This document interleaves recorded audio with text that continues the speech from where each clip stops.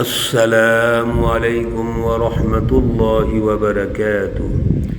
اعوذ باللہ من الشیطان الرجیم، بسم اللہ الرحمن الرحیم۔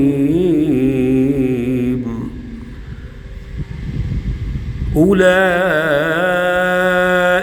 یجزون الغرفة بما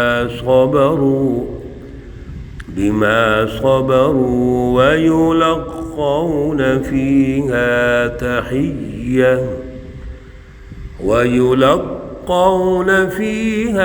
تحية وسلاما خالدين فيها حسنت مستقرا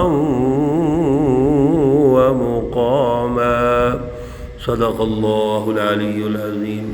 اللہم صلی علی سیدنا ومولانا محمد النبی الأمی وعلى آلہ واصحابہ وبارک وسلم وصلی علیہ۔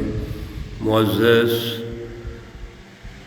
سامعین و سامعات، سورۃ الفرقان پارہ نمبر 19، آیات مقدسہ نمبر 75 تا 77 ہیں، اور الحمدللہ آج سورۃ الفرقان یہاں مکمل ہو رہی ہے۔ سورہ مقدسہ کی آخری آیات پر درس قرآن ہو رہا ہے۔ اللہ رب العزت ان آیات اور پوری سورہ مقدسہ کی جو رہنمائی ہے ان پر عمل کرنے کی توفیق عطا فرمائے، اس کا فہم و شعور عطا فرمائے۔ گزشتہ درس میں اللہ رب العزت نے عباد الرحمن کے جو اوصاف ارشاد فرمائے، رہنمائی ارشاد فرمائی، اور پھر ایک دعا بڑی اہم اللہ نے ہمیں سکھلائی ہے جو ہم نے ہر نماز کے بعد کرنی ہے۔ ربنا هب لنا من ازواجنا وذریاتنا قرۃ اعین وجعلنا للمتقین اماما۔ یہ تمام جو عباد الرحمن کے اوصاف ہیں، ان کے معیارات ہیں، ان کی ذہنی صلاحیتیں، قلبی صلاحیتیں، اور پھر معاشرے کی تشکیل میں ان کی مینجمنٹ، ان کا عمل و کردار، یہ اللہ نے پیش کیا، ارشاد فرمایا، اور پھر آج ان کا انعام اللہ ارشاد فرما رہے ہیں۔ اللہ ارشاد فرماتے ہیں اولئک، یہ وہ لوگ ہیں، کون؟ عباد الرحمن۔ عباد الرحمن جتنے بھی ہیں، یجزون الغرفۃ، اللہ ان کو بدلہ دیں گے جنت میں، اور بڑے بڑے بالا خانے اللہ عطا فرمائیں گے، یعنی ایسی اونچی جگہ، ایسا پروٹوکول اللہ عطا فرمائیں گے جو جنت میں جب یہ دیکھیں گے تو اللہ رب العزت کا انعام سمجھتے ہوئے، اکرام سمجھتے ہوئے اللہ کے سامنے سر بسجود ہو جائیں گے۔ یہ اللہ کا انعام ہوگا، وہ اعلیٰ مقام، اعلیٰ عزت کی جگہ، اعلیٰ پروٹوکول۔ اور میرے عزیزو، جو اللہ کی مہمان نوازی اور انعام اور پروٹوکول ہے وہ کتنا اونچا ہوگا۔ احادیث کا جب ہم مطالعہ کرتے ہیں تو اللہ رب العزت نے جنت میں جنتیوں کے لیے جو انعامات، اکرامات اور اعزازات رکھے ہیں، ان کا استقبال ہے، ان کو پروٹوکول ہے، وہ بے شمار ہیں۔ قرآن پاک نے ان کو بڑی تفصیل سے ارشاد فرمایا ہے، اور یہ جو ان کو عزت مل رہی ہے کیوں ہے، یہ سمجھنے والی بات ہے۔ بما صبروا، اس وجہ سے کہ انہوں نے صبر کیا۔ سوسائٹی اور معاشرے کی تشکیل میں حزب اللہ اور سچی جماعت جب اللہ کی رٹ کو قائم کرنے کے لیے آگے بڑھتی ہے تو بے شمار رکاوٹیں پیدا ہوتی ہیں۔ دشمن رکاوٹیں پیدا کرتے ہیں، دشمن ختم کرنا چاہتا ہے، قتل کرنا چاہتا ہے، وہ آگے نہیں بڑھنے دینا چاہتا، لیکن یہ سچی جماعت کیا کرتی ہے؟ صبر کرتی ہے۔ سچی جماعت آگے بڑھنے کے لیے معاشرے میں اپنا کردار ادا کرتی ہے، انسانوں میں شعور پیدا کرتی ہے، قوم کو بیدار کرتی ہے، اور جب یہ قوموں کو بیدار کرتی ہے تو پھر رکاوٹیں پیدا ہوتی ہیں، اور ایک وقت ایسا ہوتا ہے کہ ان کو صبر کرنا پڑتا ہے۔ جماعت سازی کا جو پہلا دور ہوتا ہے، تمام انبیاء علیہم الصلاۃ والسلام، خود رسول اللہ صلی اللہ علیہ وسلم کا جو مکی دور ہے، 13 سالہ مکی دور، وہ صبر کا دور ہے۔ الا الذین صبروا وعملوا الصالحات، یہ صبر کا دور ہے۔ اور صبر کیا ہوتا ہے؟ اپنے مشن پر قائم رہو، لیکن وقتی طور پر آگے بڑھنے کا ماحول نہ ہونے کی وجہ سے خاموش ہو جاؤ، آگے بڑھنے کی پلاننگ کرتے رہو، پیچھے نہیں ہٹنا، نہ تو اپنے مشن کو چھوڑنا ہے، نہ اپنے پروگرام کو چھوڑنا ہے، اور نہ ہی اس سے پیچھے ہٹنا ہے۔ صرف ٹائم مارک کر لیں، یعنی ایک وقت تک خاموش ہو جائیں، انڈر گراؤنڈ چلے جائیں، اور جو ہی موقع آئے گا دوبارہ آگے بڑھنا شروع ہو جائیں گے۔ اس لیے بما صبروا، دنیا میں انہوں نے صبر کیا، تکلیفیں برداشت کی، پریشانیاں برداشت کی، اب اللہ کے پاس وہ آگے ہیں۔ اللہ کا انعام یہ ہے کہ اب اللہ ان کو جنت بھی عطا کر رہے ہیں، اور جنت بھی اعلیٰ درجے کی۔ وَيُلَقَّوْنَ فِيهَا، اور جب ان سے ملاقات ہوگی، تحیّةً وَسَلَامًا، وہاں دعائیں ہوں گی، سلام ہوگا۔ اللہ رب العزت کی طرف سے اس سچی جماعت عباد الرحمن کا اللہ استقبال بھی کریں گے، ان کو پروٹوکول بھی دیں گے، عزت بھی دیں گے، انعامات بھی دیں گے، اور ہر طرح کی نعمتیں دیں گے۔ اور سب سے بڑی بات یہ ہے وَلَكُمْ فِيهَا مَا تَشْتَهِي أَنفُسُكُمْ، اس جنت میں جو چاہو گے تمہیں ملے گا۔ وَلَكُمْ فِيهَا مَا تَدَّعُونَ، اللہ رب العزت نے جتنے وعدے کیے ہیں وہ بھی پورے ہوں گے، خواہش بھی پوری ہوگی، جس طرح کی خواہش ہوگی اللہ پوری کریں گے۔ اور پھر خالدین فیہا، سب سے بڑی بات یہ ہے کہ یہ اب دارالعمل نہیں ہے، یہ تو انعام کی جگہ ہے، یہ جزا ہے، اللہ کی طرف سے انعام ہے، لہذا یہ عارضی موقع نہیں ہے۔ خالدین فیہا، ان نعمتوں میں یہ جنتی ہمیشہ رہیں گے۔ حسنت مستقرا و مقاما، یہ ٹھکانہ، یہ جگہ بہت اچھی جگہ ہے۔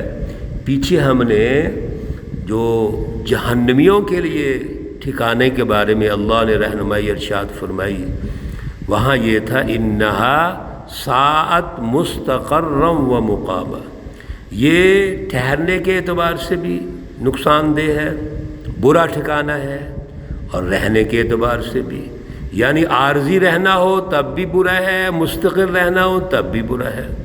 اور یہاں پر اللہ رب العزت حسنت مستقرا و مقاما ارشاد فرما رہے ہیں کہ یہ جو جگہ ہے عارضی ہو، مستقل ہو، ایک دن ہو، کچھ عرصے کے لیے ہو، لمبے عرصے کے لیے ہو، مستقل ہو، یہ بہت اچھی جگہ ہے۔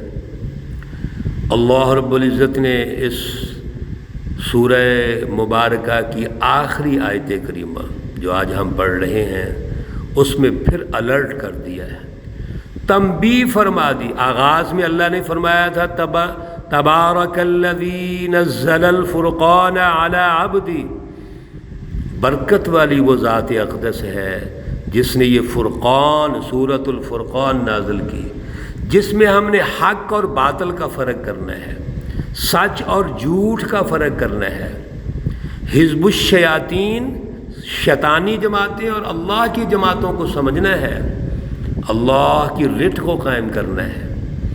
اور اگر پھر بھی کوئی باز نہیں آئے گا، سچی رہنمائی حاصل نہیں کرے گا، مرضی کرے گا، خواہشات کے پیچھے چلیں گے، شیطانی جماعتوں کے پیچھے چلیں گے اور اللہ رب العزت کی رہنمائی کو چھوڑ دیں گے، تو اللہ فرماتے ہیں کہ یاد رکھو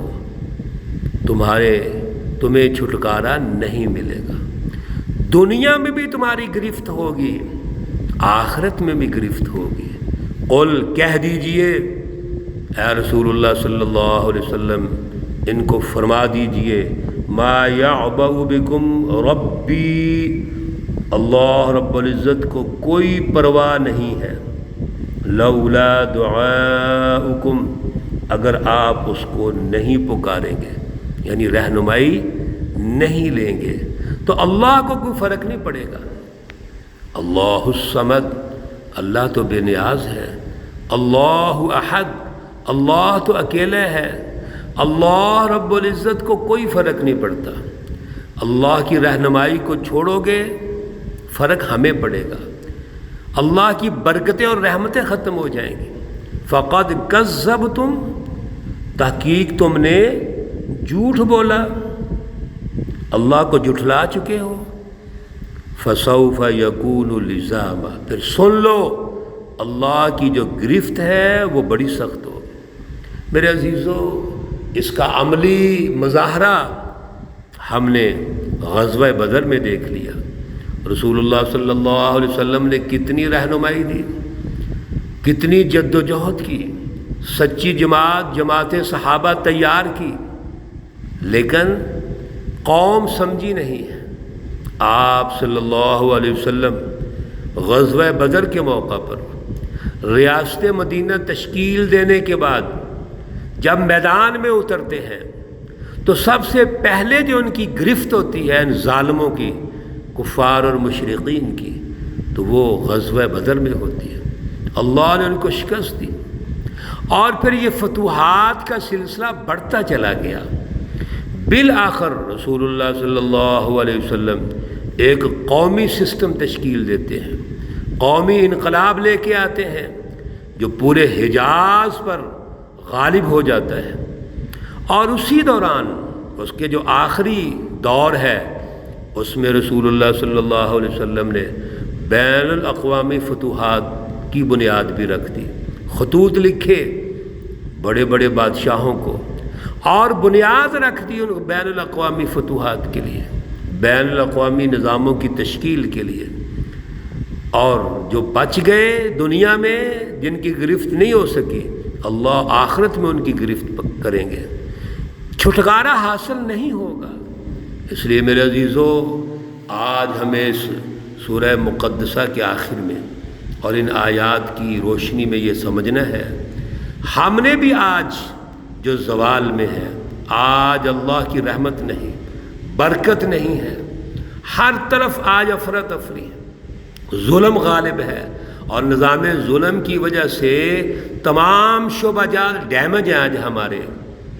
میرے عزیزو، ہم نے نکلنا ہے اس سے، جس طرح رسول اللہ صلی اللہ علیہ وسلم نے جد و جہد کی، صحابہ کرام نے کی، نظام عدل قائم کیا، اسلام کا عادلانہ سیاسی اور معاشی نظام قائم کیا، بہترین معاشرہ تشکیل دیا، عباد الرحمن کے اوصاف اختیار کر کے آج ہم نے بھی تبدیلی پیدا کرنی ہے۔